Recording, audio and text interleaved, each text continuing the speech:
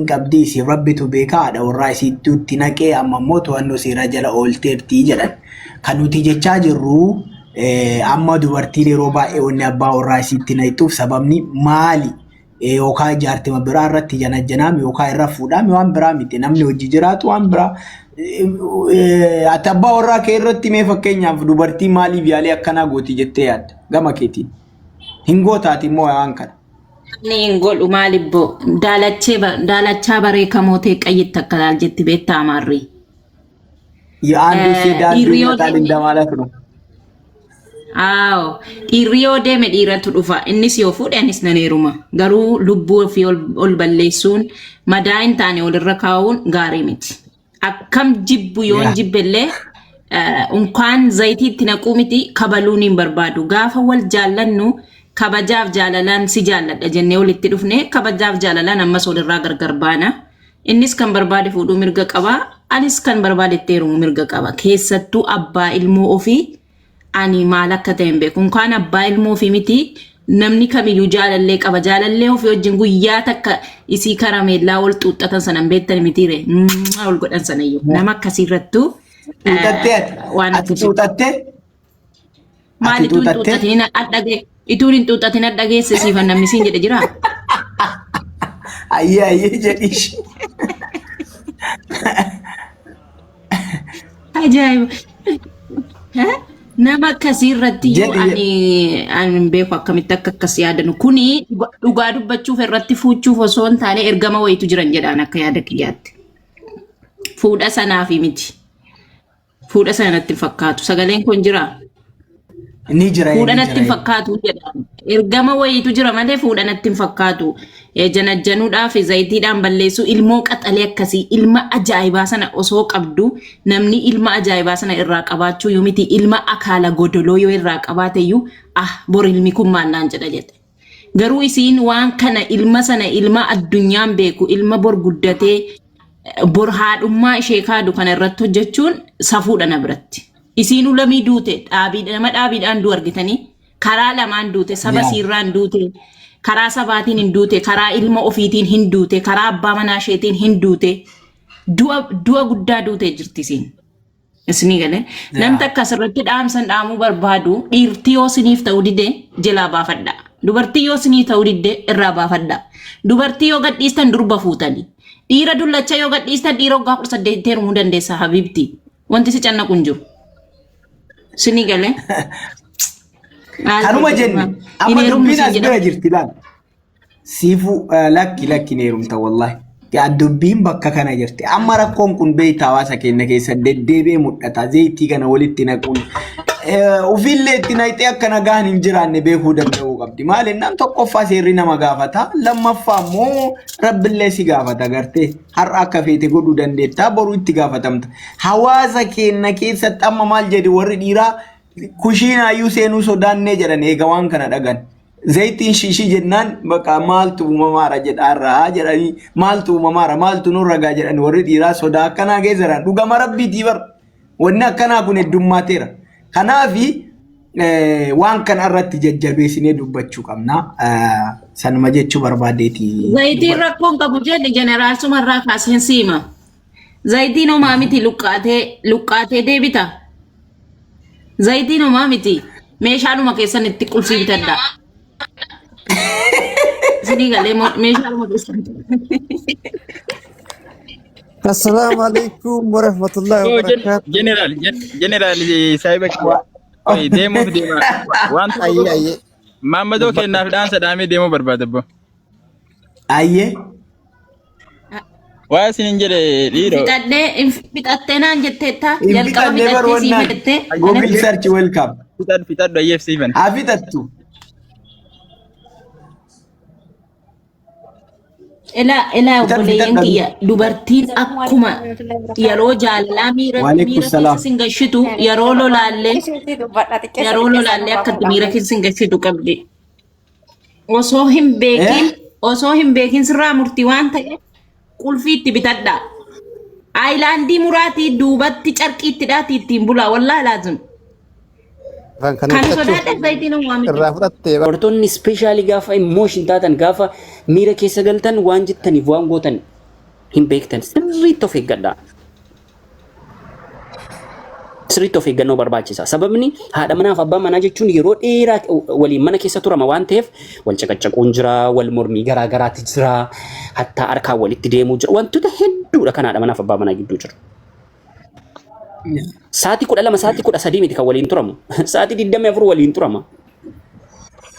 Isa kanaaf namoonni yaada akkasii qabdan dubartoonni illee wantoota akkasiirraa of qusadhaa.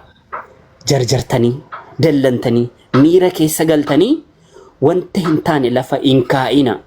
Amma kun fakkeenyaaf amma isaan kana booda haadha manaa fi abbaa manaa waliin ta'anii jiraatan rabbii guddaa sanatti beeka 95% waliin jiraachuu hin danda'an. Dubartiin arra akkas goote kun immoo nama biraatti heerumtee boor jiraachuu hin dandeessi. Never eenyu tamanii ofitti buta. Eenyu tamanii ofitti buta.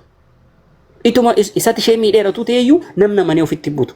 Kanaafuu jireenya keessan yeroo dheeraa irratti hin murteessina waan xiqqoo tokkoof jettanii. Kun akka dhaamsaati.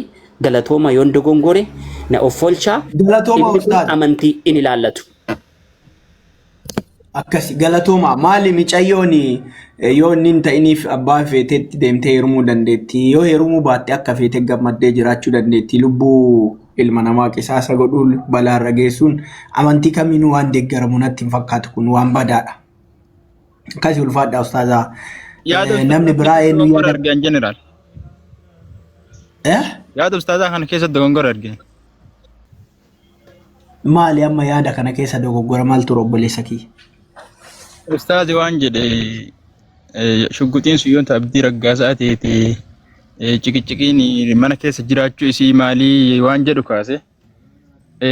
Jeneraal seerri bakka isa xiqqoo dama obboleessa kiyya. Seera yakkaa, seera hariiroo hawaasaa, sirna seera yakkaa jedhama. Intalli sun seera yakkaa daladdee bara. Shugguxii ila waan inni ustaazni jedhe siin galle bar haa buufadhu yaa habibi ila waan ustaazni jedhe siima dhageeffadhu siin hin dhageeffanne si'a yoo meeshaa waraanaa sun ka abdii raggaasaa ta'ee mana keessa jiraatee micayyoon meeshaa sanitti fudhattee ergamaa miti meeshamatu mana keessa jiraate sanuma sii dhaqaa jedhee dhageeffadhu obboleessi kiyya. Micayyoon tun nama kana ajjeesuudhaaf itti yaaddee buustee baastee ibidda qabsiifattee Disti bidarra gootee. Salaatan biraa geera namba. Salaamu alaikum. Waalaikum assalam ustaaza galatooma. Amma zayitiin sun danfu bira teessee eeddee dubbiin kun nu gubaa bara. Amma zayitiin kun danfu bira teessee eeddee erganni danfee booda nama rafeen naqu jechuun. Maa micayyoon bar ilaa wanni jedhe ustaazni bar siyaa galu habibi. Ergama ta'uu baatee micayyoon qophii qabdi itti naquuf. Ergama haa ta'utu ergama ta'uu adabdi micayyoon itti naquudhaaf qophii qabdi walumaa galatti. Ergama ajjechaa itti naqu.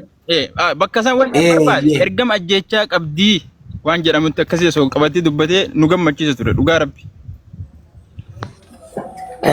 Imaanii yaada kee fitadhu yaadanna hafe jetta. Yaa jeneraal wanna ansiin jedhe ati rakkoo yaaddi kan kee wal mureenaan jettee beektaa. Ana akkas jechuu barbaadeetii miti jechuun abbaa manaa kana akka inni narratti fuudhu ka hayyamuuf sababa gurguddaatu jiraa siin jedhe. Fakkeenya sababni duraa ka'anii biyya biraatiin addaan fagaannee akkas biyya inni illee biyya biraa qabeenya kennaaf jedhee akkuma siin jedhe san dura jechuudha. Kan lammaffaa immoo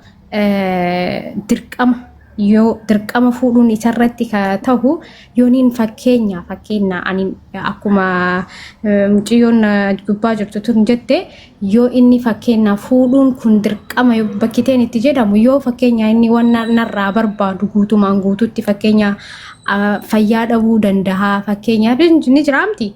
Kanaaf nin hayyamaaf sanuu of biratti nin hayyamaaf. Garuu hanga dandahetti osoo narratti fuudhuu waateedas na jedha abbaan manaa kiyya. Yoo fuudhee hoo rakkoo qaba yaalii sana akkasiin raggoota waan akkasiin raggoota yoo inni didee bakka hin fuudha jedhee yoo inni narratti fuudhu miti yaada qabaate yoo dura naaf ibsaa miiranii fuudhuu barbaada sirratti naan jedhami waan inni narra fuudhuuf san yaada isaanii gaafadha fakkeenya ibsa naa godhi jedhaanii addaan ni haasofna achiin booda gaa anillee murtoo mataa kiyyaa fudhan adda bahutu khayrii qaba malee ani macheem osoo abbaan manaa kiyya narratti fuudhuu miti innuyyuu narratti fuudhee sababa intala haaree fuudhee saniif natti jijjiirameef jalaa hin deema malee wallaahi abbaa manaa kiyya jechuun sitiri kiyya machee manna ka'u. Aboo ati ulfaadhu jiraadhu abbaa warraa kee wajji rabbi umrii dheertuu si haa dheeressu siifan maal jettati mee siifani amma namni biraa namni hin dubbati namni siifan dursu jira I think namni yaada qabdu namni biraa namni yookaan siifantu dubbata namni biraa namni hin dubbati yoo jiraattan dubbattaniirtan hundi keessanuu siifan maal jetta anaaf siifanii tunillee wallollee arrabsiteerti waalaikum assalaam afooyinaa lillaahi nan gaafanne ani garuu hin daganne agadha yaayee je maaloo dammoo namarra maalchi arrabse jeneraalatti nama arrabsamu bannaatu na arrabsiteerta garuu ani yaadadhatama deemayyee viidiyoo dammoo lakki viidiyoo ni miti koomentiin arrabsite deema ni yaadadha maalennaan nama beeku jedhayyee amma ofirra afooyinaa kana lillaahi dura hundaaf fudhadhuka afoonaa illaahi kanaaf fixannoo fi akkasitti naarree anu soosii aaree ima si gaafadhallee koomenti makkee arguu dana darbe. Ayyee an kan na dhibu qoy wantuma kana yuuree fin argaa beektaa kan abdii kana yeroon xiqqoodha dhaggeeffadhu niitii takkas gootee jettu mee ibsa naa godhe ergasii irratti na gaafadhu. Miidiyaa irraan turre dhiibu. Haadha warraa isaattu tama inni wajji jiraatu kaamera qabee abii. Haadha warraa isaattu ta wajji jiraatu zayitii itti naqee meeshaa waraanaatiin illee sodaachisee bakka inni ciisutti itti naqxee irra sirriitti itti naqxee jedhan. Sigalee zayitii danfiste. Dura gara ganama warra amantii biraati jedhanii turanii amantii miti. Ergama hin qabdii si rabbitu beeka haadha warraa isiitti naqee amma immoo to'annoo seeraa jala oolteerti jedhan. Kan nuti jechaa jirru amma dubartiin yeroo baay'ee wanni abbaa warraa isiitti naqxuuf sababni maali? Yookaan jaartima biraa irratti janajjanaami yookaan irra fuudhaami waan biraa miti namni hojii jiraatu waan biraa. Ati abbaa warraa kee irratti mee fakkeenyaaf dubartii maaliif yaalee akkanaa gooti jettee yaadda gama keetiin? Hin gootaati immoo waan kana. Ni godhu maalibbo daalachaa bareekamoo ta'e qayyitti akka laal jetti beektaa amarri. Yaandu si daandii mataan inda maalat no.